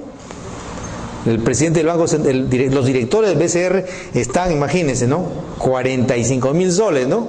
Superior de largo en comparación con el presidente de la República, que cumple un cargo ejecutivo. Y así, esto prácticamente como parte de acuérdense que el clientelismo no solamente es en la entrada, sino también es dentro de la prestación laboral, y ahí se modifican todo, ¿no? Remuneraciones, etcétera, etcétera, etcétera, ¿no? Todos ellos, por lo tanto, pasan a ser parte, y eso mismo sucede con los obreros municipales. Los obreros municipales decían, nosotros no estamos en la carrera administrativa, pero la ley, el tribunal señala con precisión, una cosa es la carrera y otra cosa es la función pública. Todos están en la función pública. La función pública no se diferencia, o sea, no hay función pública por un tipo de contrato. O sea, no hay función pública 728 o función pública 276 o función pública 30057. La función pública se diferencia por la función pública, o sea, por la función, ¿cierto? De acuerdo a la función que tiene cada uno. Mi función es de analista, esa es mi función pública. El otro tiene la función de ¿qué? De limpiar. El otro tiene la función ¿no?, de preparar proyectos. Esa es la función pública. Y por lo tanto, todos los que están en la función pública, tienen que estar dentro de la ley del servicio civil. Salvo, como señalé hace un momento, los que tienen el carácter de su trabajo es un carácter diferente. Y por esa razón tienen una norma especial, ¿no? Esta disposición del Tribunal Constitucional, por cierto, va a implicar cambios sustanciales, ¿no? ¿Por qué razón? Porque ahora, por ejemplo, ¿qué va a suceder con los que están bajo el régimen de la actividad privada, ¿no? Porque ya se puso de moda, ¿no? Empezó la SUNAT, BCR, todos los ministerios tienen sus organismos autónomos constitucionales y todos ellos ya están con un régimen privado, o sea, con la 728. Y entonces vamos a encontrar a personas que hacen lo mismo, no tan igual como mencioné hace un momento, pero que uno está en 728 y otro está con la 276. Uno en julio va a recibir su aguinaldo de 300 soles y el otro va a recibir una gratificación de sueldo completo, X. Entonces, ¿cuál es la justificación? ¿Cierto? No hay justificación. Simplemente porque lo dice la ley. Eso viola principios constitucionales sobre la igualdad de trato, ¿cierto? Entonces, la tendencia, vuelvo a repetir, no a que le quiten su sueldo, a que le reduzcan, ¿no? Porque obviamente también tenemos derechos adquiridos. La continuidad genera un determinado derecho, ¿no? ¿Cierto? Seguimos. La negociación colectiva. Es otro tema de palpitante importancia, aun cuando en nuestro país aproximadamente tenemos un par de décadas en la cual la negociación colectiva no es un tema, digamos, de todos los trabajadores, ¿no? Esa es una realidad lamentable en nuestro país, a diferencia de muchos países de Latinoamérica o de Europa, en la cual el empleador promueve la negociación colectiva, promueve el derecho a la sindicalización, a la creación de sindicatos, ¿no? Es una cosa también muy peculiar en nuestro país. Eso, hasta a mediados de 90 era muy importante. Sin embargo, bueno, pero ¿qué sucede? La ley, la 30057, el Congreso de la República dijo de que pueden hacer sindicatos, pueden hacer negociación colectiva, pueden negociar todo, menos los salarios, nada con la economía.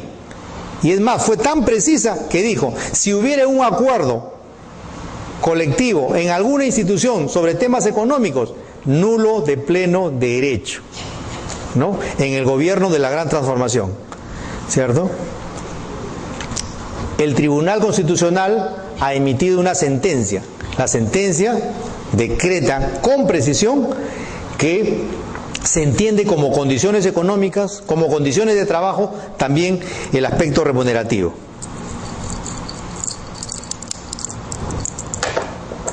Seguimos avanzando. Ya. Luego, el régimen disciplinario.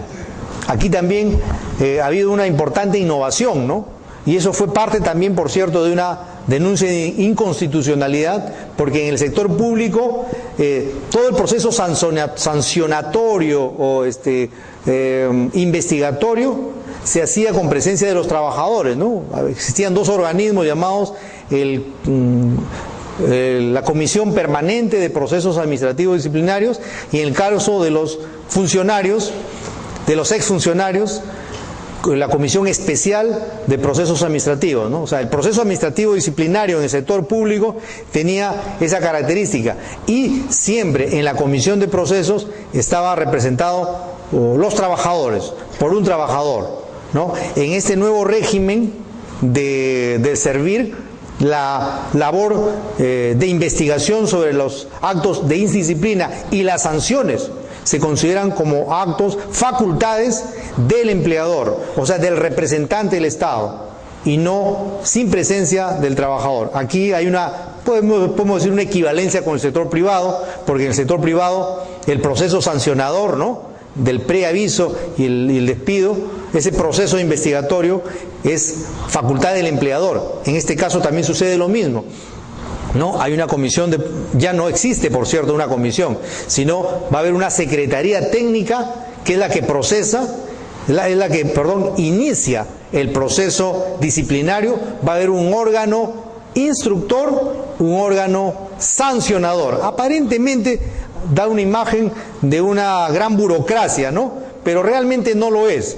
¿Por qué razón? Porque no va a haber comisiones. Lo que va a haber van a ser órganos. Y los órganos van a ser justamente autoridades. Por ejemplo, el secretario técnico de los procesos administrativos es el que va a recibir las denuncias, ¿cierto? Es el que va a recibir las denuncias o el que va a empezar a hacer una investigación preliminar cuando considere que hay indicios razonables de una infracción de naturaleza administrativa, ¿no? Él va a hacer la precalificación y va a documentarse y va a hacer las diligencias necesarias para que luego pase al órgano instructor. ¿Quién es el órgano instructor? El órgano instructor vendría a ser el funcionario o servidor, digamos, con un rango superior al de la persona que cometió la infracción. Si el que cometió la infracción es un servidor, digamos un asistente técnico, su superior tal vez es un subgerente, él va a ser el órgano instructor, o sea, su jefe inmediato superior va a ser el órgano instructor, ¿ok?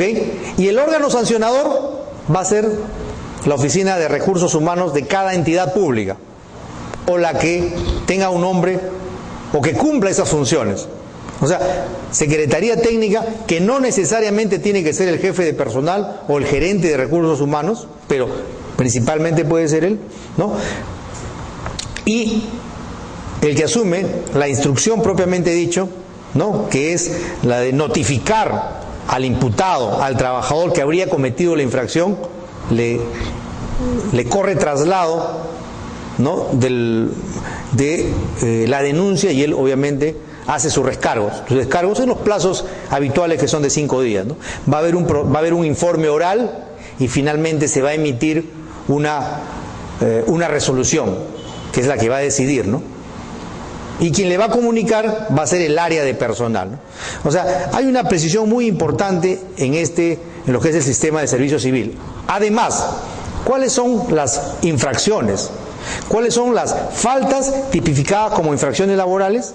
Esas ahora se van a unificar y por lo tanto se van a considerar infracciones las que están en el Código de Ética. Antes se pensaba que las infracciones del Código de Ética son algo así como los 10 mandamientos, ¿no? Que si quieres lo cumples o si no, no. Ahora todo lo que está señalado en el Código de Ética pasa a formar parte de lo que se puede considerar como faltas laborales de carácter administrativo. Las que están en el Código de Ética, pero también las que están en la Ley del Procedimiento Administrativo General. Ahí también hay tipificación de inconductas. Hay un procedimiento sancionador, inclusive, en la Ley de Procedimiento Administrativo General. Eso no se utilizaba en los procesos para ver temas de infracción de servidores, ¿no? Y obviamente también el reglamento interno de la misma entidad. O sea, todos esos instrumentos los va a procesar en la precalificación este secretario técnico y se va a emitir una resolución que puede ser materia de una impugnación, ¿no? Y ahí sí aplicamos lo que ustedes están estudiando, ¿no? En la Ley de Procedimiento Administrativo, ¿no? Recurso de reconsideración, que lo va a resolver el mismo que emitió la resolución que lo sancionó. Y en última instancia va a dirigirse ante el Tribunal del Servicio Civil, que por cierto ya ha cumplido su 5º año emitiendo resoluciones, ¿no?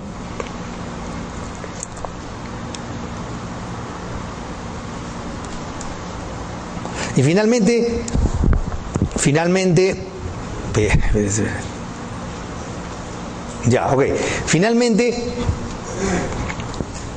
otro tema de importancia peculiar en esta ley de servicio civil es el relativo al Tribunal de Servicio Civil. El Tribunal de Servicio Civil está compuesto por destacados profesionales del derecho laboral y derecho administrativo. Cualquiera de ustedes puede ser vocal, ¿no? Es un órgano autónomo. Los que integran estas vocalías, digamos, no son trabajadores de la administración pública.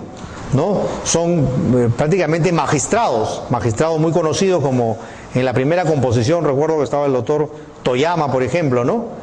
El doctor Toyama y otras personas que asumen este rol de magistrados del Tribunal de Servicio Civil. Son dos salas, e inclusive las dos salas se unen y también emiten, ¿no?, acuerdos plenarios de obligatorio cumplimiento. El tribunal y los integrantes también son integrantes temporales, o sea, están por 3 años e ingresan a través de un concurso público. Hay un reglamento que ha sido aprobado por la Presidencia del Consejo de Ministros, ¿no? Es parte de servir, pero es un órgano como tal autónomo, ¿no? Son 5 tipos de causas las que llegan al Tribunal de Servicio Civil. Una primera es la del acceso al servicio civil, o sea, se va a referir al ingreso, o sea, al concurso. Las personas que participen en los concursos y consideren que no se ha actuado con justicia, van a recurrir también al Tribunal de Servicio Civil en vías de apelación, ¿no? O sea, primero van a pedir la reconsideración, ¿no? Concurso público en la Municipalidad de San Isidro, ¿cierto? Y no se ha seguido a través de la metodología correspondiente, va a poder ir en vías de apelación al Tribunal de Servicio Civil. También el tema de pago de retribuciones, todo lo que tiene que ver con los conceptos remunerativos, la compensación por tiempo de servicio, etcétera, todo vinculado a la parte como tal remunerativa, ¿no? La evaluación y progresión de la carrera. Considero yo que ya es tiempo que me asciendan, ¿ok? Y sin embargo no hay ascenso, o han ascendido a mi compañero que, digamos, tal vez no ha cumplido como yo he cumplido, y sin embargo, por lo tanto voy a impugnar, ¿no? ¿Okay? O voy a impugnar la evaluación, ¿no? Porque hay una evaluación al entrar, pero también hay una evaluación permanente. La evaluación de personal es una institución típica de la administración pública, que en el Perú, en nuestro país en particular, nunca se ha implementado, a pesar que están en todas las normas. Sin embargo, con la ley Servir se decreta con precisión que la continuidad del servidor público va a depender de la evaluación, cosa a la cual muchos, por cierto, le tienen muchísimo miedo, ¿no?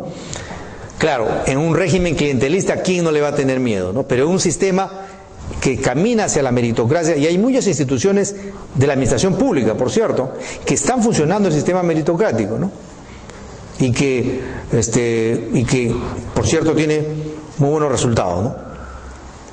Régimen disciplinario, o sea, las impugnaciones con respecto a las infracciones llegan al tribunal, y finalmente la terminación de la relación laboral, ¿no?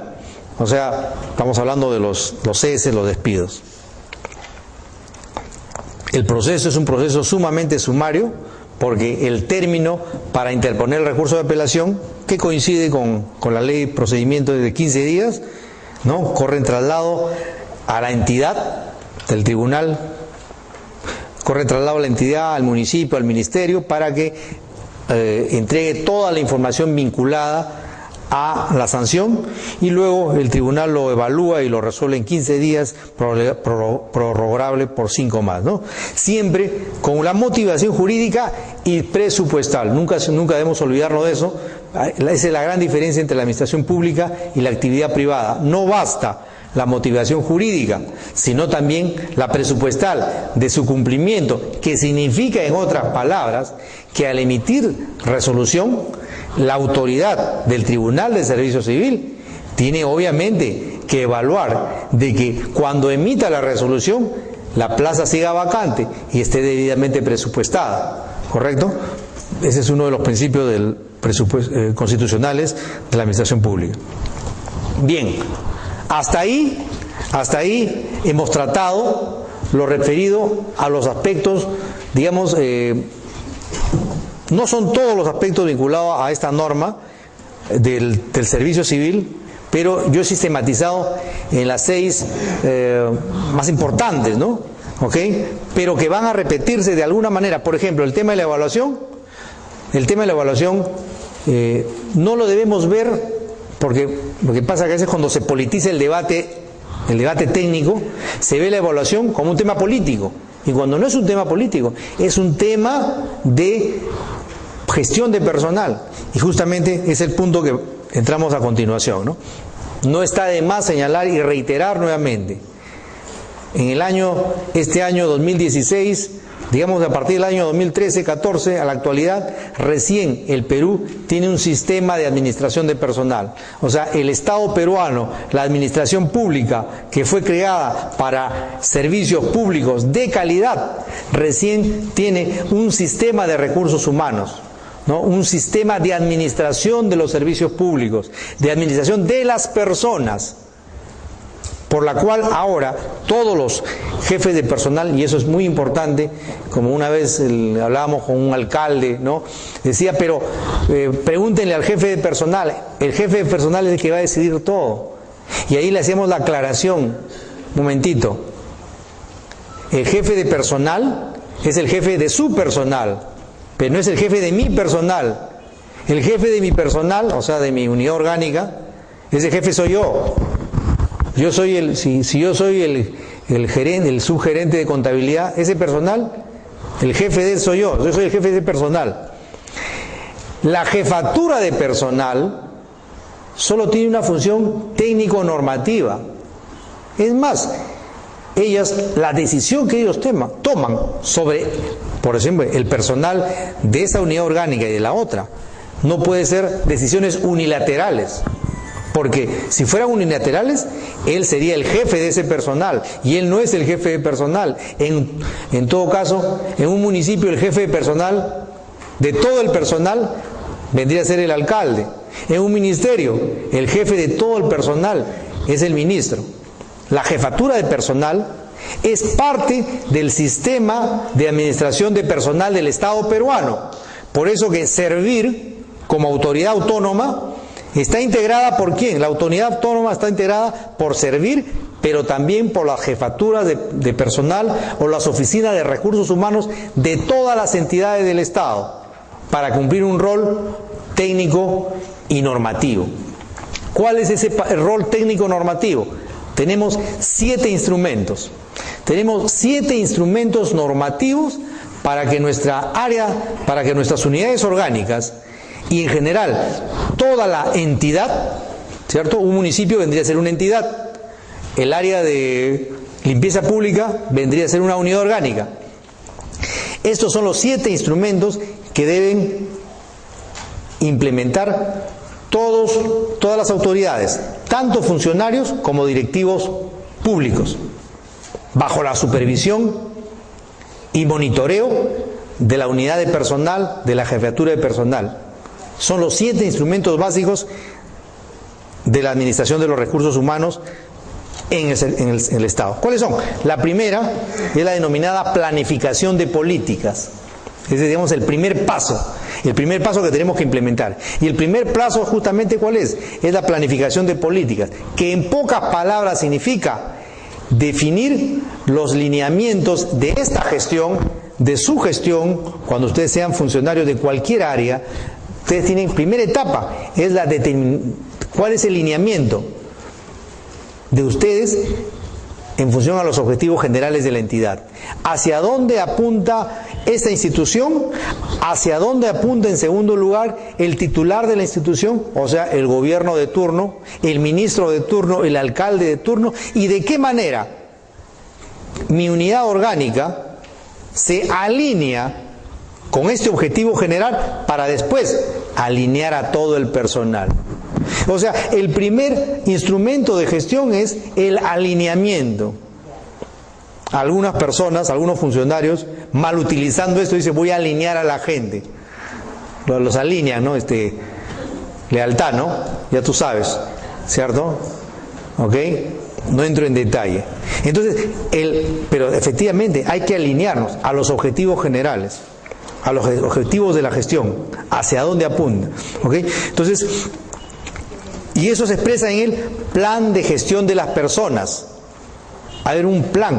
Yo tengo que tener, o sea, en mi universo de los que están trabajando en esta unidad orgánica, plan de gestión de las personas, porque estamos hablando de las personas que van a seguir siendo personas, pero también se van a convertir en servidores civiles, ¿no? ¿Cierto? El reglamento interno, para saber la regla de juego, el presupuesto anual de recursos humanos, cuánto dinero contamos y de acuerdo a eso, qué es lo que necesitamos, y el cuadro de indicadores de la gestión de la Oficina de Recursos Humanos. O sea, cuadro de indicadores por resultado. O sea, evaluación por resultado, los indicadores. Entonces, de esta manera, esta es la primera etapa, la etapa de la planificación. El que asume un cargo, sea por elección, sea por designación o sea por concurso, siempre lo asume con mucha alegría, mucho más si va a servir a la nación. ¿Ok? Está esperando la transferencia, la entrega del cargo, la celebración, el primer día, el primer fin de semana, y ya pasó un mes. Ya pasó un mes y no tiene plan, no hay plan de trabajo. Recién está ambientándose al trabajo. Esa va a ser una gestión condenada al fracaso. La primera etapa, planificación. Segundo, la organización del trabajo. O sea, en la primera hicimos una proyección, la proyección de lo que se necesita. En la segunda, el segundo instrumento es el de la organización del trabajo, que significa, en otras palabras, para ese objetivo que tenemos, necesitamos estos puestos. Yo llego a una institución y ya existen esos puestos. Yo sencillamente, si la definición de los y el planeamiento me dice que las cosas van por otro lado, yo puedo modificar la organización de trabajo y por lo tanto tendré que plantear la modificación de la estructura orgánica, por ejemplo, ¿no? O si no, dentro de la misma estructura orgánica voy a adecuar otro tipo de organización del trabajo y por lo tanto ahí voy a definir, ¿no?, los perfiles, y vamos a tener manual de perfiles de puestos, el manual de los perfiles. Si no defino el perfil de qué tipo de secretaria quiero, qué tipo de asesor quiero, hiperactivo, analítico, o sea, tiene que haber un perfil. Defino el perfil y de acuerdo a ese perfil hago el concurso. Y por lo tanto su valorización expresada en lo que antes el cuadro de asignación de personal o el presupuesto, ¿no? Ahora tiene la denominación cuadro de puestos de la entidad. Segunda etapa, organización del trabajo. La tercera ya es la gestión del empleo. Significa, por lo tanto, que ya definí cuál es el planeamiento estratégico y, en segundo lugar, cómo nos vamos a organizar y a qué tipo de personas vamos a contratar. La tercera etapa ya es la gestión del empleo, que viene a ser cómo entran y cómo se van a mantener adentro. ¿Cómo van? Por lo tanto va a ser la incorporación. Ya dijimos que la incorporación va a ser bajo concurso público de méritos. Y entonces yo quiero que ese concurso de méritos, de acuerdo al perfil señalado, se cumpla. ¿Ok? Y por lo tanto sea lo suficientemente técnico. Y también la administración, ya adentro, ya trabajando ellos, entonces vamos a tener, por ejemplo, la etapa, ¿no? La etapa de la formalización, la etapa de la inducción.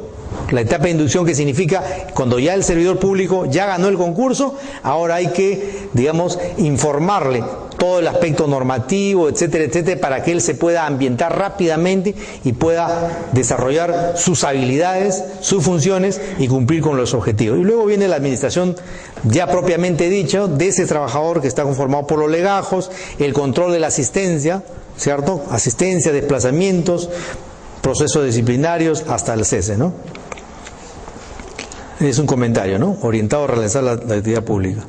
En cuarto lugar, tenemos la gestión del rendimiento.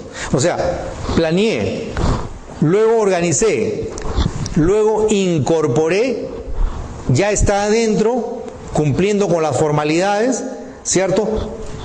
También lo voy a procesar porque sucedieron inconductas, le hice una amonestación, o tal vez lo suspendí por una semana, ¿ok? Pero sigue siendo servidor civil. Y entonces viene la siguiente etapa, es la gestión del rendimiento. Este es justamente una de las etapas de la política de administración de recursos humanos más importante en el sector público, que es la gestión del rendimiento, porque la administración pública, ¿no? Yo recuerdo, siempre mis ejemplos son más que todo municipalidades, ¿no? En las municipalidades había una persona que no respondía a la labor. Pero ¿qué sucede? Que había el concepto de la encargada de bienestar social de que no tenía posibilidades laborales en otro lado, ¿no? Pensando que la entidad es una beneficencia pública, ¿no? Y si nosotros partimos del concepto de que la administración pública tiene que estar los mejores, y eso se logra justamente a través de la evaluación. Pero la evaluación no puede ser arbitraria, pues. Hay muchas personas que, por cierto, cesan a su personal por informaciones, por chismes, ¿no? Eso es cuando se producen los chismes, las informaciones, cuando justamente no hay un plan anual de evaluación. Tiene que haber un plan de evaluación para que a mí me evalúes. Para que mi jefe me evalúe a mí, primero, él me tiene que decir cuál es su objetivo en el año, en el mes, en la semana, y cuáles son los lineamientos de trabajo en los cuales se tiene que desarrollar. En base a ese plan de trabajo, se va a hacer, por lo tanto, también el plan de evaluación.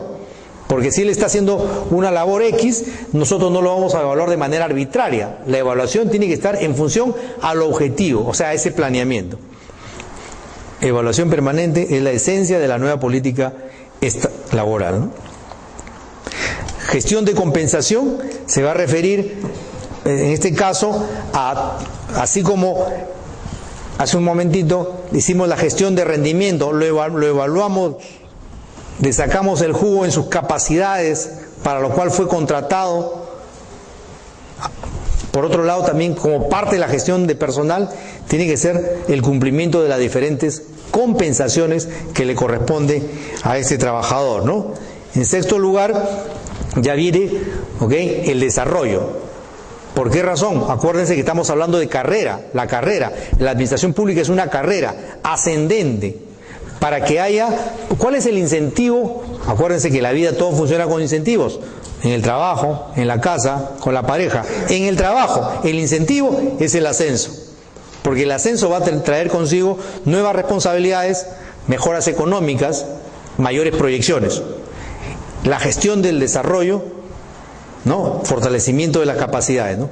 Plan de desarrollo de las personas, plan de línea de carrera y diagnóstico potencial. ¿Qué significa eso en pocas palabras?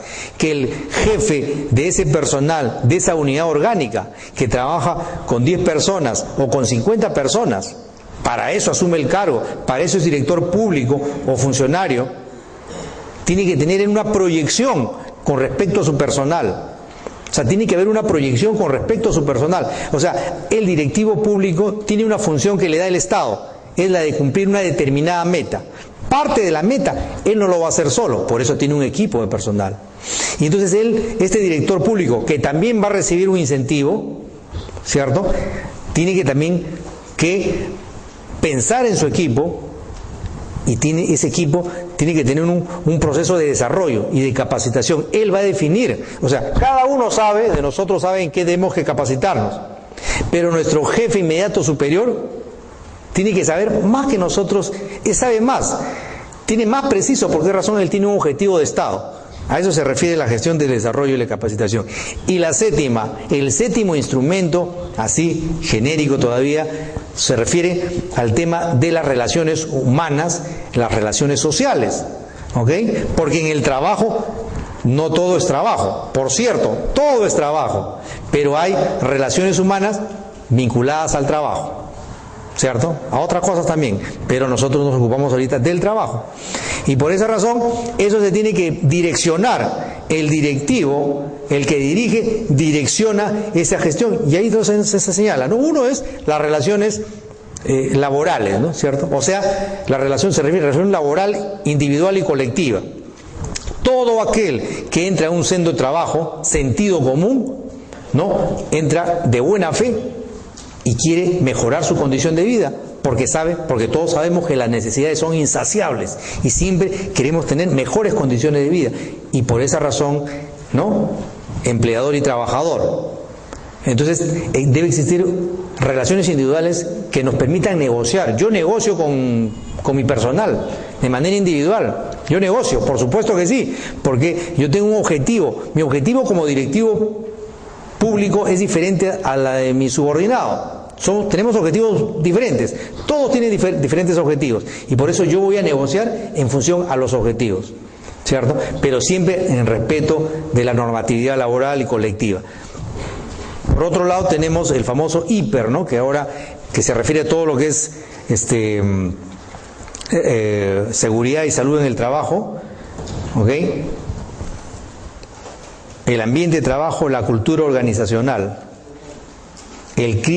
La cultura organizacional, característica del hacer en la entidad.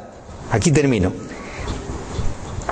Cada unidad orgánica hay un grupo humano de trabajadores y hay un funcionario, ¿cierto? Acuérdese que estamos en el instrumento vinculado a las relaciones humanas y sociales, ¿no? Eso que se llama esa competencia sana, ¿no? Hay competencia sana entre trabajadores, pero también hay competencia sana entre unidades orgánicas. Hay unidades orgánicas que logran un nivel de empatía y de concertación entre el jefe, la cabeza y el equipo, que permite que, por ejemplo, que se dinamice muchísimo más los objetivos de la administración pública en ese sector, ¿no? Eso se llama característica del hacer en la entidad, o sea, en esa unidad orgánica, ¿no? O sea, esas unidades en las cuales hay más empatía y por lo tanto hay resultados, ¿no? Tiene que ver con el bienestar, ambiente de trabajo, etcétera, etcétera, etcétera. Ya, ok. Culmino con lo siguiente. Culmino señalando que la Ley de Servicio Civil surge en el año 2013. Consolida el aspecto de la meritocracia, especialmente en lo que es el directivo público, ¿no? El directivo público y lo que es la gestión de recursos humanos, que no existía en la normatividad de la administración pública peruana. Ese es un gran avance. Es un gran avance cualitativo en medio de un ambiente todavía caracterizado por el clientelismo y un pasado patrimonialista. Ese es el aspecto principal. La sentencia del Tribunal Constitucional ha eliminado algunos conceptos, como por ejemplo el tema de la nulidad de negociación colectiva en aspectos salariales, ¿cierto? También ha anulado, por ejemplo, algunas infracciones que calificaba la ley como el prevaricato, por ejemplo, ¿no? Las han anulado. ¿Por qué razón? Porque no hay una explicación con precisión, ¿no? Ha anulado también esas exclusiones discriminatorias que existían en la ley, ¿no? Entonces, la sentencia del tribunal da mejores condiciones para que haya una ley del servicio civil que permita, ¿no?, en su implementación, que es indetenible. Su implementación es indetenible. Aún así se escucha por ahí que algunos dicen que van a derogarla a algún partido de gobierno que ingrese. No lo creo, ¿no? Porque definitivamente haber llegado a esta situación, porque acá no solamente intervenió el Congreso, sino también el Tribunal Constitucional, ¿no? Y es un clamor ciudadano, no solo de los ciudadanos, porque nosotros somos ciudadanos, pero también a la vez, cuando estamos en la administración pública, somos servidores públicos, ¿no? Hay un clamor definitivo para lograr la reforma del Estado hacia el bicentenario.